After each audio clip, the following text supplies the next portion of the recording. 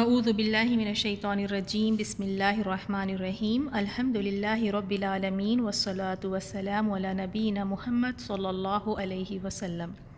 السلام علیکم ورحمۃ اللہ وبرکاتہ۔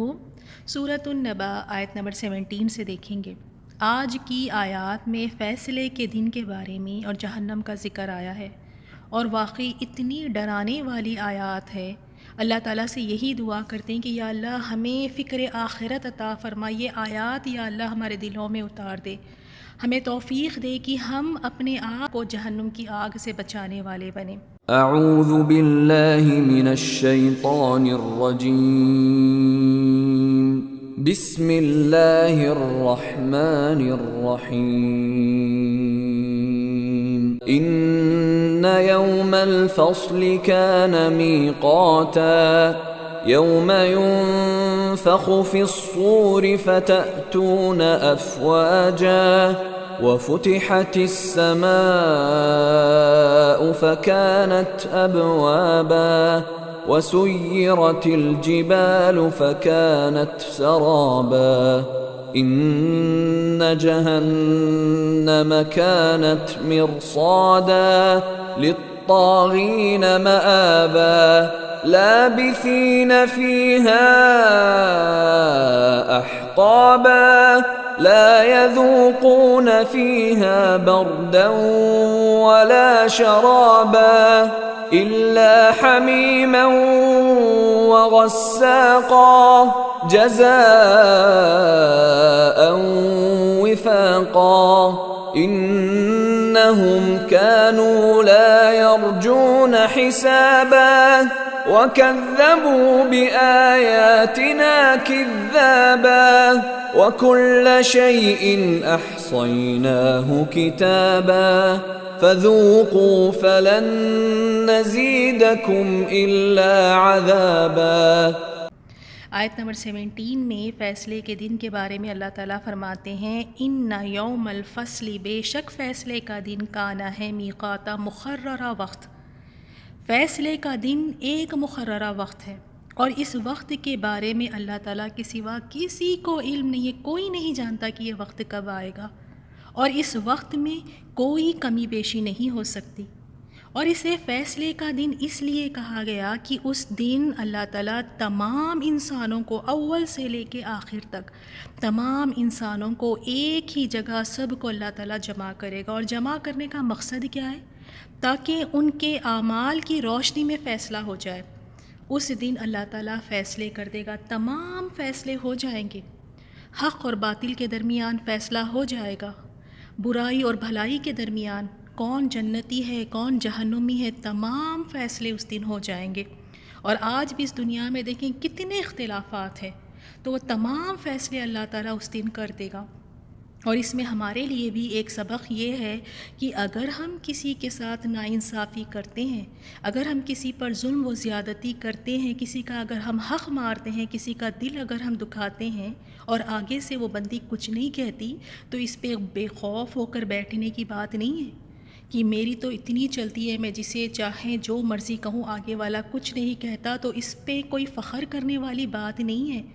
آج ڈھیل ملی ہے، آج چھوٹ ملی ہے، لیکن ایک دن آئے گا جس دن اللہ تعالیٰ پکڑے گا، اور اس دن اللہ تعالیٰ فیصلہ کرے گا۔ اللہ تعالیٰ ہم سب کا آسان حساب فرمائے۔ تو ان سب کے لیے بھی اگر وہ حق پر ہے اور پھر بھی ان کے ساتھ اگر ظلم و زیادتی ہو رہی ہے تو پریشان نہ ہو، دل نہ چھوٹا کریں۔ ایک دن آئے گا فیصلے کا دن، اور اللہ تعالیٰ بالکل صحیح اور حق کے ساتھ فیصلہ کرے گا۔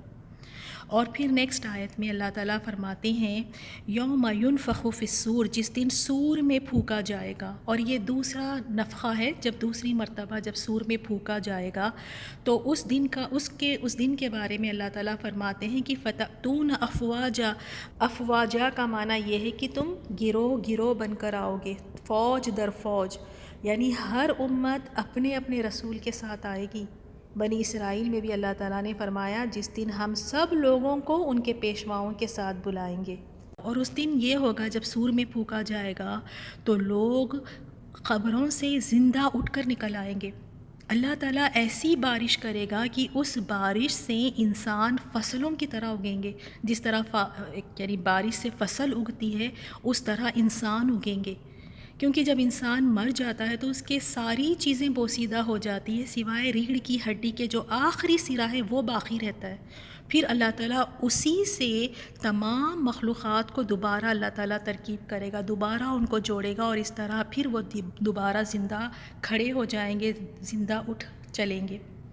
اب دیکھیں حدیث میں یہ آتا ہے کہ کچھ لوگ جب یعنی دوسری مرتبہ جب سور پھونکا جائے گا تو کچھ لوگ اپنی قبروں سے اٹھ کر پیدل میدان حشر تک پہنچیں گے، اور کچھ لوگوں کا یہ حال ہوگا، خاص طور پہ مومنوں کا، کہ وہ جب اپنی قبروں سے اٹھیں گے تو وہ سواریوں پر میدان حشر تک پہنچیں گے۔ کچھ تو ایک اونٹ پر 2 سوار ہوں گے، ایک اونٹ پر کوئی 3 سوار ہو کر آئیں گے، اور ایک اونٹ پر 4 اور ایک اونٹ پر 10 سوار ہو کر پہنچیں گے میدان حشر تک۔ اور جو کافر لوگ ہیں ان کو آگ ہانک کر میدان حشر کی طرف لے جائے گی، اور کچھ لوگ میدان حشر میں ان کا یہ حال ہوگا کہ وہ اندھے اور بہرے ہونے کے باوجود بھی انہیں منہ کے بل چل کر ان کو لے جایا جائے گا، وہ منہ کے بل چل کر پہنچیں گے میدان حشر میں۔ اس پر ایک آدمی نے آپ صلی اللہ علیہ وسلم سے سوال بھی کیا کہ یہ کس طرح ہوگا، یعنی کس طرح کافر اپنے منہ کے بل چلائے جائیں گے؟ تو آپ صلی اللہ علیہ وسلم نے جواب دیا کہ وہ ذات جو پاؤں پر چلا سکتی ہے، کیا وہ اس بات پر قادر نہیں کہ قیامت کے روز اسے منہ کے بل چلا دے؟ تو اللہ تعالیٰ تو ہر چیز پر قادر ہے۔ آج اگر اس دنیا میں کسی انسان کو اللہ تعالیٰ پیروں پر چلا سکتا ہے تو قیامت والے دن اس کو منہ کے بل بھی چلا سکتا ہے۔ اللہ تعالیٰ اس دن کی رسوائیوں سے محفوظ رکھیں، یعنی اندھے بہرے اور منہ کے بل چل رہے ہیں، اور کچھ لوگوں کو تو فرشتے منہ کے بل گھسیٹ کر لے آئیں گے میدان حشر میں۔ اس طرح تمام انسانیت کو ایک جگہ جمع کر لیا جائے گا، کوئی باقی یا پیچھے نہیں رہے گا، سب کے سب جمع ہو جائیں گے وہاں پر۔ اب ہم پتہ نہیں کہ اللہ تعالیٰ ہمارے لیے آسانی فرمائے، جب ہم اپنی قبروں سے اٹھیں گے تو ہمیں کس طرح میدان حشر تک لے جایا جائے گا۔ اللہ تعالیٰ ہم پر رحم فرمائے اور ہم سب کے لیے آسانی فرمائے۔ پھر آیت نمبر 19 میں وَفُتِحَتِ السَّمَاءُ، اور آسمان کھولا جائے گا، فَكَانَتْ أَبْوَابًا، اور اس میں دروازے ہی دروازے ہو جائیں گے۔ آسمان کو کھولا جائے گا تو اس میں راستے بن جائیں گے، دروازے ہی دروازے ہو جائیں گے۔ کیوں؟ کیونکہ فرشتے نازل ہوں گے، ان کے لیے یہ آسمان کے دروازے کھول کر ان کے لیے یہ جیسے راستے بن جائیں گے، اور وہ اس طرح پھر زمین پر اتر آئیں گے فرشتے۔ وَسُيِّرَتِ الْجِبَالُ، اور چلائے جائیں گے جبال پہاڑ، فَكَانَتْ، تو وہ ہو جائیں گے سرابا سراب۔ اور اللہ تعالیٰ پہاڑوں کے بارے میں فرماتے ہیں اتنے بڑے اور مضبوط پہاڑ، اللہ تعالیٰ کی ایسی مخلوق، اور ان کا کیا حشر ہو رہا ہے اس دن، پہاڑ چلائے جائیں گے تو وہ سراب یعنی ریت بن جائیں گے۔ اور اس پر دیکھیں قرآن میں ہم دیکھتے ہیں پہاڑوں کی مختلف یعنی حالات بیان کیے گئے ہیں، جیسے اگر ہم سورۃ الحاقہ میں دیکھیں اس میں اللہ تعالیٰ نے فرمایا فَدُكَّتَ دَكَّةٌ وَاحِدَةٌ، ریزہ ریزہ کر دیا جائے گا، ان پہاڑوں کو بھی ریزہ ریزہ، بالکل باریک، بالکل آپ دیکھیں جیسے پاؤڈر ہوتا ہے اس طرح سے۔ اور پھر سورۃ القاریہ میں بھی اللہ تعالیٰ نے فرمایا کالعہن المنفوش، اور وہ دھنی ہوئی روئی کی طرح ہو جائیں گے۔ اور سورۃ الواقعہ میں فَكَانَتْ هَبَاءً مُنبَثًّا، وہ گرد و غبار ہو جائیں گے، اور پھر ان کو اڑا دیا جائے گا۔ اور پھر یہاں پہ اور ایک حالت بتائی گئی اس آیت میں کہ وہ پھر اس طرح ہو جائیں گے جیسے ریت، دیکھنے میں ایسے لگے گا کہ وہاں پہ کوئی چیز ہے، لیکن وہ بالکل وہ چیز وہاں پر نہیں ہوگی، وہ سراب کی طرح ہو جائیں گے، ریت بن جائیں گے، یعنی دیکھنے والا یہ خیال کرے گا کہ یہاں پر کوئی چیز ہے اور وہ چیز وہاں پر نہیں ہوگی، بالکل ختم ہو جائیں گے پہاڑ، کوئی ان کا نام و نشان تک بھی نظر نہیں آئے گا، اتنی بڑے بڑے پہاڑ اور ان کا کوئی نام و نشان نہیں۔ اب اس کے بعد جہنم کا ذکر آیا ہے، ان جہنم، بے شک جہنم، کانت ہے مرصادا، گھات کی جگہ۔ گھات کس جگہ کو کہتے ہیں؟ گھات ایک ایسی جگہ کو کہتے ہیں جہاں پر چھپ کر دشمن کا انتظار کیا جاتا ہے کہ جیسے ہی دشمن وہاں سے گزرے تو اس پر جھپٹے اور اس پر حملہ کریں، اسے کہتے ہیں گھات لگا کر بیٹھنا۔ تو جہنم دوزخ بھی اسی طرح گھات میں ہے، گھات میں کہ جیسے ہی وہاں سے اللہ تعالیٰ کا مجرم گزرے تو اس پر جھپٹے اور اس پر حملہ کرے۔ اللہ تعالیٰ ہم سب کی حفاظت فرمائے۔ اور یہ کس کے لیے ہے؟ للطاغین، یعنی سرکشوں کے لیے، نافرمانوں کے لیے، رسولوں کی مخالفت کرنے والوں کے لیے یہ مآبہ، یہ ٹھکانہ ہے۔ جو لوگ نافرمانی اور سرکشیاں کرتے ہیں ان کا ٹھکانہ جہنم، اور یہ گھات لگا کر بیٹھی ہے۔ اور جہنم کے بارے میں یہ آتا ہے کہ اس کی آگ تو ہم سب جانتے ہیں کہ دنیا کی آگ سے 69% زیادہ گرم ہے، اور یہاں کی آگ ہی ہم سے برداشت نہیں ہوتی اور وہ 69% اور زیادہ اسٹرانگ ہے، تو پھر تصور کریں کہ وہ کتنی نہیں زیادہ شدید ہوگی۔ اور پھر جب میدان حشر میں اس جہنم کو لایا جائے گا تو اسے فرشتے کھینچ کر لے کر آئیں گے، اور جہنم کے بارے میں یہ آتا ہے کہ اس کے کان ہوں گے جس سے یہ سنے گی، اس کی زبان ہوگی جس سے وہ بولے گی، اور اس کی آنکھیں بھی ہوں گی جس سے وہ دیکھے گی۔ تو میدان حشر میں جب فرشتے اس کو کھینچ کر لائیں گے اور 70 اس کی باغیں یعنی زمام ہوں گی، اور ہر باغیں میں 70,000 فرشتے اس کو کھینچ کر لائیں گے، یعنی اتنی بڑی جہنم، اس کے لیے 4 ارب 90 کروڑ فرشتے اس کو کھینچ کر لا رہے ہوں گے۔ اور جہنم کافروں کو دور سے ہی آتے ہوئے دیکھ لے گی، اسے دور سے ہی نظر آئے گا، تو کافر اس کے غصے سے چیخنا چلانا سن لیں گے، وہ چیخے گی بھی، چلائے گی بھی۔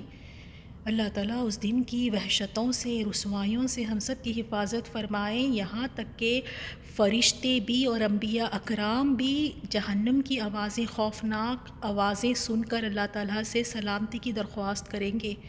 ابراہیم علیہ السلام اور دوسرے انبیاء گھٹنوں کے بل گر پڑیں گے اور اللہ تعالیٰ سے اپنی سلامتی کی دعائیں کریں گے۔ یا اللہ یہ فکر ہمیں پیدا کر دے، ہمیں تو یہ اس کی فکر ہی نہیں ہے کہ آگ جلائی جا چکی ہے، اس سے ہم نے بچنا ہے، اس کی فکر تو ہمیں ہے ہی نہیں۔ اور ہم دیکھتے ہیں صحابہ اکرام اور سلف صالحین، وہ تو اتنا ڈرا کرتے تھے آگ سے جیسے آگ انہی کے لیے بنی ہو، حالانکہ وہ نیکیوں میں آگے آگے رہنے والے تھے اور انہیں تو جنت کی خوشخبریاں بھی دی جا چکی تھی، لیکن پھر بھی وہ جہنم کے خوف سے ڈرتے تھے، روتے تھے۔ ہمیں تو کوئی گارنٹی نہیں ہے، کوئی ہمیں خوشخبریاں نہیں دی گئی ہیں، پھر بھی ہم آرام سے ریلیکس بیٹھے ہیں، کوئی ہمیں فکر ہی نہیں۔ اب دیکھیں عائشہ رضی اللہ تعالیٰ عنہ کے بارے میں آتا ہے کہ جہنم کی آگ یاد آتی تو رونے لگتی۔ تو ایک دن وہ اسی طرح جہنم کی یاد آئی، جہنم کی آگ کی یاد آئی تو رونے لگی، تو رسول اللہ صلی اللہ علیہ وسلم نے پوچھا کہ عائشہ کیوں رو رہی ہو؟ تو حضرت عائشہ نے عرض کیا یا رسول اللہ جہنم کی آگ یاد آئی اور اس پر روئی ہوں۔ پھر سوال کیا کہ کیا قیامت کے روز آپ اپنے اہل و عیال کو بھی یاد رکھیں گے؟ تو آپ صلی اللہ علیہ وسلم نے ارشاد فرمایا کہ 3 جگہوں پر کوئی کسی کو یاد نہیں کرے گا۔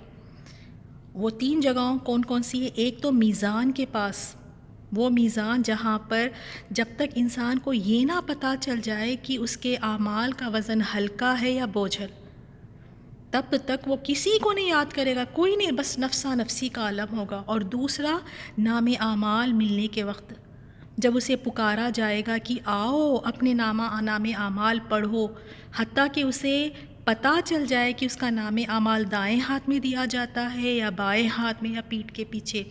اور تیسرا پل صراط پر، وہاں بھی کوئی کسی کو یاد نہیں کرے گا پل صراط پر گزرنے کے وقت، کیونکہ پل صراط جہنم کے اوپر رکھا جائے گا، یہ صراط یہ جہنم کے اوپر ہے۔ تو عائشہ رضی اللہ تعالیٰ عنہ کو دیکھیں کہ وہ یعنی آگ کو یاد کر کر روتی تھی۔ کیا کبھی ہم بھی اس آگ کو یاد کر کر کبھی روئے ہیں، کبھی فکر مند ہوئے ہیں؟ ہمارے رونے صرف اس دنیا کے لیے ہوتے ہیں۔ شوہر کی بے رخی پر ہم کتنے آنسو بہاتے ہیں، کتنا روتے ہیں، بچوں کے اچھے مستقبل کے لیے، ان کے اچھے نصیبوں کے لیے، لڑکیوں کے اچھے رشتوں کے لیے کتنے ہم فکر مند رہتے ہیں۔ ہمیں تو دنیا کی چیزیں رلاتی بھی ہیں، دنیا کی چیزیں ہمیں فکر بھی ہمیں اس کی اتنی زیادہ ہوتی ہے، اور آخرت سے ہم بالکل غفلت میں ہیں۔ تو یہاں دیکھیں جہنم تو اللہ تعالیٰ کیا فرماتے ہیں، گھات میں بیٹھی ہے کہ جیسے ہی اللہ تعالیٰ کے سرکش اور مجرم آئے تو بس ان کو جھپٹے اور ان پر حملہ کرے۔ اور اس کی کیا آوازیں ہوں گی. اللہ تعالیٰ اس دن ہم سب کو یعنی ہماری حفاظت فرمائے. وہ چیخے گی، چلائے گی. ذرا یہ تصور کر کے دیکھیں کہ کسی کمرے میں بیٹھے ہیں اور وہاں پہ اگر کوئی بڑا سا سانپ آ جائے، پھن کھول کر اگر بیٹھ جائے، یا کوئی جنگلی جانور ہی آ جائے تو ہماری کیا کیفیت ہو اس وقت پر. ہمارا تو حال ہی بے حال ہو جاتا ہے دنیا کے چھوٹے موٹے ان جانوروں کو دیکھ کر. وہ جہنم کیا ہوگی پھر، جسے کتنے یعنی 4,90,00,000,000 فرشتے جسے کھینچ کر لا رہے ہوں گے. چیخ رہی ہوگی، چلا رہی ہوگی، اور دور سے ہی اپنے یعنی کافروں کو آتے ہوئے دیکھ رہی ہوگی. تو پھر اس دن بتائیں کہ کیا ہمارا حشر ہوگا. لیکن اللہ تعالیٰ کچھ لوگوں کو میدان حشر میں وہاں کی رسوائیوں سے، وہاں کے خوف سے اللہ تعالیٰ امن بھی عطا فرمائے گا. کچھ لوگ میدان حشر میں بڑے آرام سے ہوں گے، کوئی ان کو خوف نہیں ہوگا، کوئی ان پہ رنج و غم نہیں ہوگا. اللہ تعالیٰ ہمیں ان لوگوں میں شامل فرما لے. خاص طور پہ وہ حدیث آپ نے سنی ہوں گی جو عرش کے سائے میں ہوں گے، ساتھ وہ لوگ جنہیں عرش کا سایہ نصیب ہوگا. اور اسی طرح وہ لوگ جو آپس میں ایک دوسرے سے صرف اللہ کے لیے محبت کرتے ہیں، تو ان کے لیے بھی میدان حشر میں وہ نور کے ممبروں پر ہوں گے. کوئی خوف، کوئی رنج و غم نہیں ہوگا. تو حدیث میں ہمیں ایسے بہت سارے اعمال ملتے ہیں جس سے ہمیں پتہ چلتا ہے کہ میدان حشر میں کچھ لوگ ایسے بھی خوش نصیب ہوں گے جنہیں عرش کا سایہ مل رہا ہوگا، کوئی نور کے ممبروں پر ہے. اور کئی ایسے لوگ ہوں گے جو بالکل یعنی امن میں ہوں گے، کوئی ڈر اور کوئی خوف نہیں ہوگا. کافروں اور مشرکوں کے بارے میں آیا ہے آیت 23 میں، لابثین فیہا احقابا، وہ اس میں مدتوں پڑے رہیں گے. اس جہنم میں وہ مدتوں یعنی ہمیشہ اسی میں رہیں گے، یہ ان کی سزا ہے. اور حقب کے بارے میں آیا ہے، ائمہ کرام نے تفسیر میں ذکر کیا ہے کہ حقب 70 سال کا ہوگا، جس کا ہر ایک دن تمہارے شمار کے مطابق 1000 سال کے برابر ہوگا. ہمارے یہاں اس دنیا کے 1000 سال ہوں گے تو وہاں کا ایک دن ہوگا. اور یعنی احقابہ ایسی مدت کو کہتے ہیں جو کبھی ختم نہ ہو. ایک حقب گزر جائے گا تو اس کے بعد پھر دوسرا حقب آ جائے گا. اور یہ مدت اللہ تعالیٰ کے سوا اس کی گنتی کوئی نہیں جانتا. یعنی کافر اور مشرک ہمیشہ اس جہنم میں رہیں گے، کیونکہ جس نے شرک کیا جنت تو ان کے لیے حرام ہے، وہ تو نکالے ہی نہیں جائیں گے. اب آپ نے دیکھا کہ توحید کی کتنی بڑی فضیلت ہے، کتنے بڑے اس کے فائدے ہیں کہ جب انسان توحید پر قائم رہتا ہے، شرک نہیں کرتا ہے، تو اس کو ایٹ لاسٹ آخر میں اگر اس نے کوئی اور گناہ کے کام کیے ہیں تو اس کی سزا بھگتنے کے بعد، سزا کے بعد اسے جہنم سے نکال لیا جائے گا اور وہ جنت میں آ جائے گا. لیکن جس نے شرک کیا اس کے لیے ہمیشہ جہنم میں، کبھی نہیں اس کو نکالا جائے گا وہاں سے. اور اس میں وہ روئیں گے، چیخیں گے، چلائیں گے، التجائیں کریں گے. نہ تو ان کے عذاب میں کوئی کمی کی جائے گی، نہ ہی ان کے لیے عذاب کو ہلکا کیا جائے گا، اور وہ مدتوں اور ہمیشہ اسی میں پڑے رہیں گے. پھر اللہ تعالیٰ نیکسٹ آیت میں فرماتے ہیں، لا یذوقون، نہیں وہ چکیں گے، فیہا اس میں یعنی اس جہنم میں وہ نہیں چکیں گے، بردن ٹھنڈک، ولا شرابا اور نہ کوئی مشروب. وہ اس میں نہ ٹھنڈک کا مزہ چکیں گے اور نہ کوئی پینے کی چیز. ایسی کوئی وہاں پہ ان کے لیے نہ کوئی سایہ ہوگا جس میں وہ بیٹھ کر تھوڑا سا وہاں پہ اپنے آپ کو ٹھنڈک دے لے. کوئی سایہ نہیں، کوئی ٹھنڈک نہیں، اور نہ ہی کوئی پینے کی چیز. الا مگر پینے کو جو ان کو دیا جائے گا وہ ہے حمیمن، حمیم گرم پانی. اس گرم پانی کو کہتے ہیں حمیم، یعنی جس کی حرارت، جس کی گرمی انتہائی کو پہنچ گئی ہو، آخری بوائلنگ پوائنٹ سمجھ لیں، آخری انتہا کو پہنچ گئی ہو اور اسے مزید گرم کیا جا رہا ہو. تو دنیا کا گرم پانی ہی ہم سے نہیں پیا جاتا، اور وہاں کا گرم پانی جس کی حرارت انتہائی کو پہنچ گئی ہے، یہ انہیں پینے کے لیے دیا جائے گا. اور پیاس کی اتنی شدت ہوگی کہ پئیں گے اسے پھر بھی. اللہ تعالیٰ ہمیں محفوظ فرمائے، یا اللہ ہمیں محفوظ فرما وہاں کے عذابوں سے. کھولتے ہوئے پانی کے ساتھ ساتھ وغصاخا، اور بہتا ہوا پیپ، بہتی پیپ بھی ان کو ملے گی وہاں پہ. جہنمیوں کے لیے کیا ہے، اور یہ یعنی غصاخ کہتے ہیں جہنمیوں کی جمع ہونے والی پیپ ہے. ان کا پسینہ ہے، ان کے آنسو ہیں، اور ان کے زخموں سے بہنے والا مواد ہوگا، اور وہ اس قدر ٹھنڈا اور بدبودار ہوگا، ٹھنڈک اور بدبو کی شدت کی وجہ سے ناقابل برداشت ہوگا. اللہ تعالیٰ اپنے فضل و کرم سے ہمیں اس سے محفوظ رکھے، آمین یا رب. اللہ تعالیٰ نے کسی پہ نہیں ظلم کیا۔ آپ دیکھیں یہ آیات پڑھ کر یہ نہ سوچیں کہ اللہ تعالیٰ تو اتنا رحم کرنے والا ہے، کیوں پھر اللہ تعالیٰ ایسی سزائیں دے رہا ہے۔ اللہ تعالیٰ نے تو پہلے ہی بتا دیا تھا کہ اگر یہ کام کر کر آؤ گے، نافرمان مجرم بن کر آؤ گے، سرکش بن کر آؤ گے، سرکشی کرو گے تو یہ انجام ہوگا۔ اللہ تعالیٰ نے کسی پہ نہیں ظلم کیا، اللہ تعالیٰ کسی پہ ظلم نہیں کرتا۔ اور پھر اسی لیے نیکسٹ آیت میں اللہ تعالیٰ نے کیا فرمایا، جزاء وفاقا، یہ بدلہ پورا پورا، یعنی یہ سزا جو انہیں دی جا رہی ہے یہ پورا پورا حق کے ساتھ انہیں دی جا رہی ہے، یہ اس کے مستحق ہے۔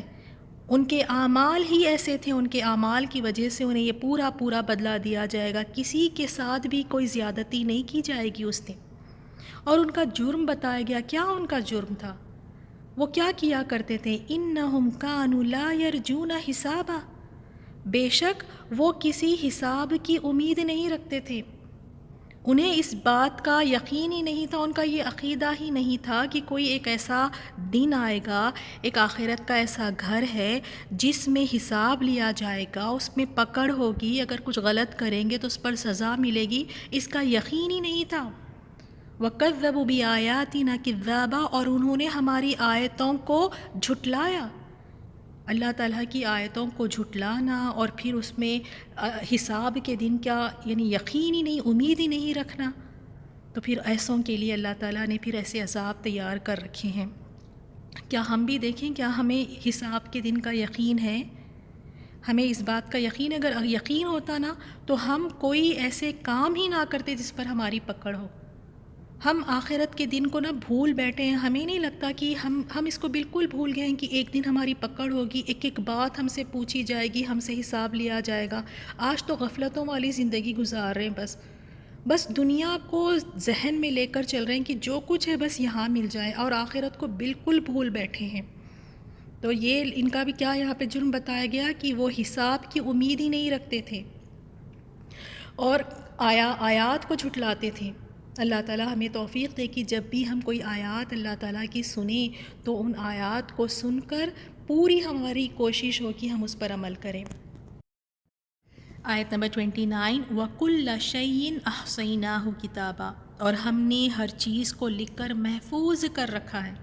اللہ تعالیٰ فرماتے ہیں ہم بندوں کے تمام اعمال کو جانتے ہیں، انہیں ہم نے لکھ رکھا ہے اور عن قریب انہی کے مطابق ہم بدلا دیں گے۔ اگر اعمال اچھے ہوئے تو اچھا بدلہ دیں گے، اور اگر اعمال برے ہوئے تو برا بدلہ دیں گے۔ تو اب دیکھیں کتنا ہمیں احتیاط کرنا ہے اپنے اعمال کو لے کر۔ صرف ایک نیکی زیادہ ہونے سے آدمی جنت میں چلا جائے گا، اور صرف ایک گناہ زیادہ ہونے سے آدمی جہنم میں چلا جائے گا۔ ہماری نظروں میں تو چھوٹی سی نیکی کی کوئی اہمیت ہی نہیں ہے، اور گناہ کو تو ہم کچھ سمجھتے ہی نہیں ہیں۔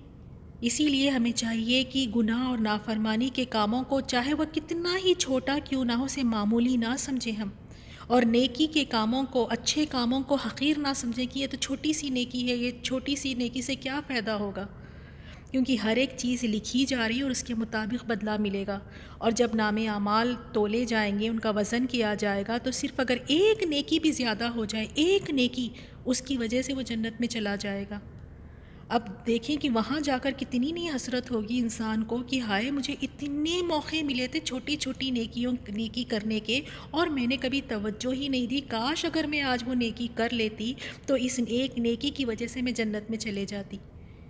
اور اسی طرح اگر گناہوں سے بچ جاتے، ایک گناہ بھی اگر زیادہ ہو جائے، ایک گناہ، تو یہ بھی سبب ہو سکتا ہے اس ایک گناہ کی وجہ سے انسان جہنم میں چلا جائے گا۔ تو کسی بھی گناہ کو، کسی بھی نافرمانی کے کام کو معمولی نہ سمجھے کہ چھوٹی سی بات ہے، کچھ نہیں ہوگا، ایک ہی گناہ ہے، چھوٹا سا تو ہے، ایک ہی بار کر رہی ہوں، نہیں، ہر چیز کو اللہ تعالیٰ لکھ رہے ہیں اور یہ اللہ تعالیٰ کے پاس محفوظ ہے۔ پھر جہنمیوں سے کہا جائے گا فذوقوا، لہٰذا تم چکو، فلن، پس ہرگز نہیں، نزیدکم، ہم زیادہ کریں گے تمہیں، الا مگر، عذابا، عذاب ہی میں۔